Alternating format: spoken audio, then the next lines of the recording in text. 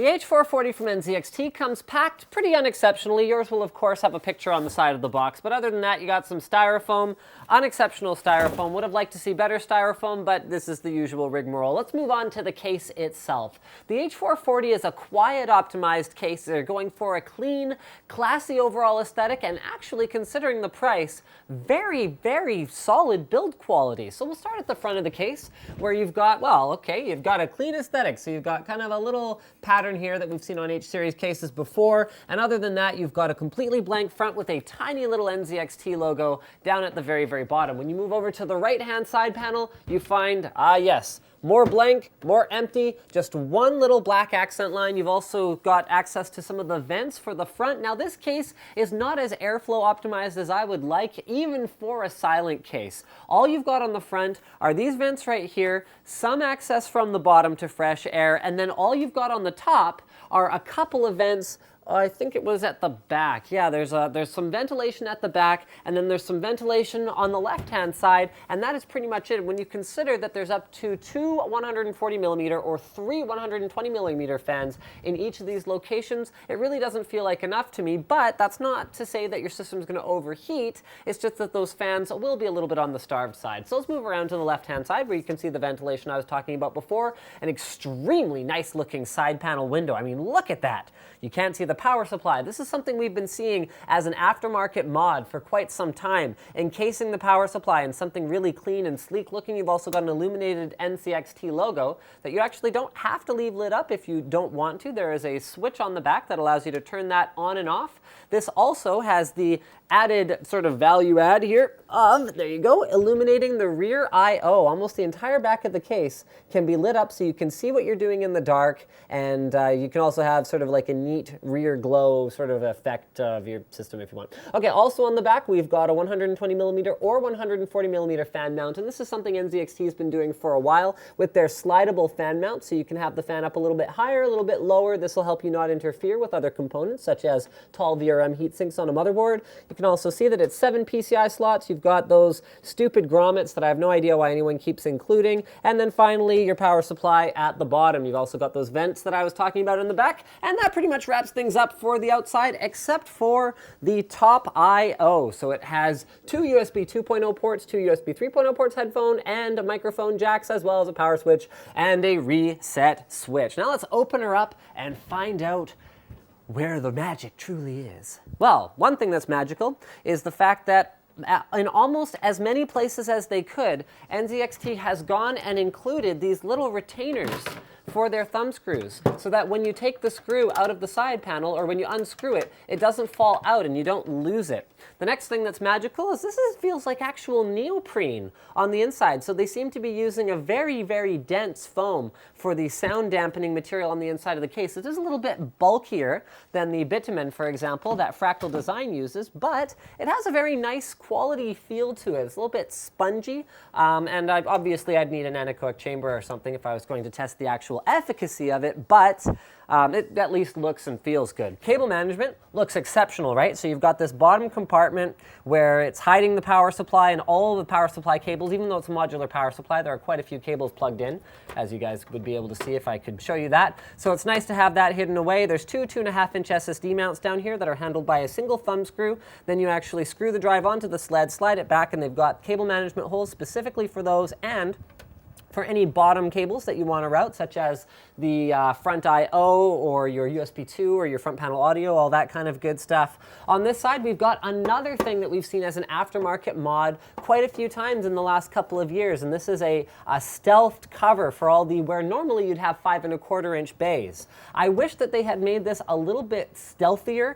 They could have done it fairly easily by just putting another panel here, but that would have added additional cost. So it's the kind of thing that you could easily put on as an aftermarket option, but there you have it. At any rate, that's there. So instead of having any 5 1/4-inch bays, this case is all 3.5-inch bays here in the front, which I'll show you from the back in a moment, or radiator mounting options, and then you've got your 2 SSD cages right here. So let's contrast what the front looks like. You've got your cable management grommets right here, and all your hard drives hidden away behind a stealth cover, and yes, the back of the case.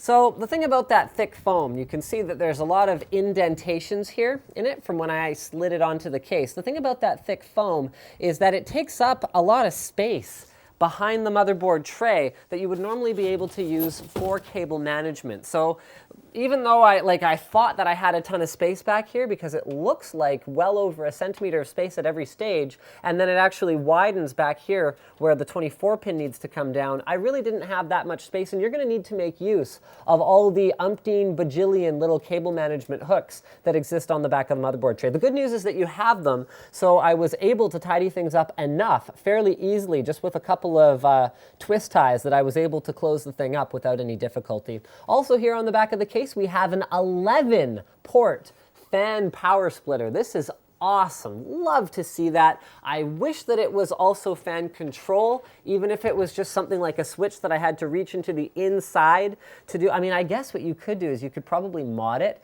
and it's just a simple Molex power input, so you could mod it and change the power in to 7 volt or something like that. But either way, this thing is absolutely awesome. So it's got one intake, or one input on fan 1, I believe it is, and then you can have 10 fans come off of it. So sorry, 10 fan power splitter.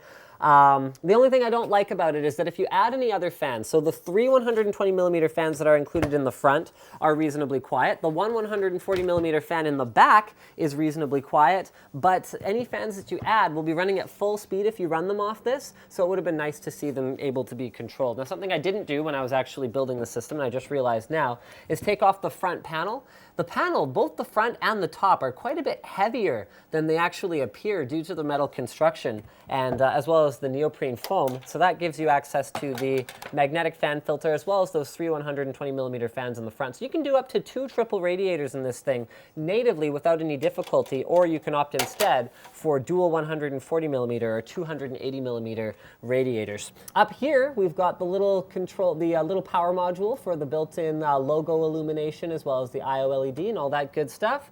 And then other than that, it's pretty bog standard back here, except, well, for these hard drive cages. So NZXT has gotten away from the whole plastic hard drive tray thing. Unfortunately, they've only included 5 of them, so natively the case only accepts 8 2.5-inch drives, because there's one more mount hiding down here in the bottom, or 3 2.5-inch drives and 5 3.5-inch drives in these trays. They have permanently attached the little rubber grommets to them for noise and vibration isolation. And there's actually one other thing I didn't really like about them, and that's the fact that when you slide them in, there's no real rails for them to sit on the entire time. Like, they're just free until you slide them all the way in, and then they hook onto the other side. So there's 2 thumb screws at the back of each one. You loosen that, and then once you pull it out, these are great. Again, these thumb screws don't come out on their own, so they'll actually stay in there. So once you pull it out, it just swings freely until you pop it into the little spot on the other side of that stealth cover over there. So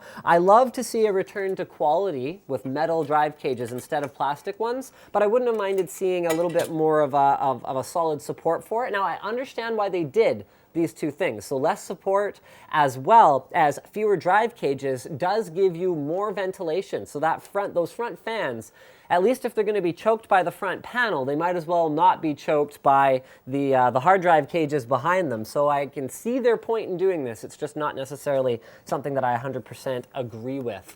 Inside this little NZXT box of accessories, we find all of the screws that we will need, as well as a little NZXT sticker. Nothing truly exceptional in there. Oh yeah, nice big CPU cutout, so you're going to be able to access your CPU socket pretty much no matter what. And then I did have one other complaint about the case, although this is a fairly minor thing. So I've got an AX1200i in here, and the modular interface is pretty hard to get at, because you can't actually, it seems, remove, oh no, wait, no, yeah, it's riveted in, so you can't actually remove that stealth cover on the front of the case. It's a little bit hard to get at your modular interface in here, especially once you have a bunch of cables plugged in, but this is a minor complaint because it's the kind of thing that you really won't have to deal with all that often. So all the I/O and all the cables are attached to the top of the case here.